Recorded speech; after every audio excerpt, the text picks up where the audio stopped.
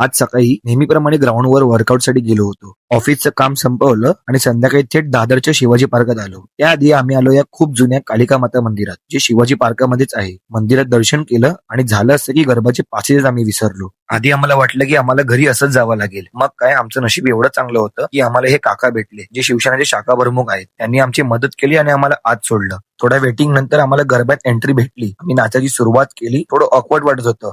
मग त्यानंतर एंट्री झाली आमच्या डान्सर मित्राची. त्यांनी एंट्री मारलीच आणि आम्हाला नाचायला अजूनच मजा आली. मग बाकी लोक सुद्धा त्याचे स्टेप बघून आमच्यासोबत जॉईन झाले आणि वातावरण एकदम झकास झालं.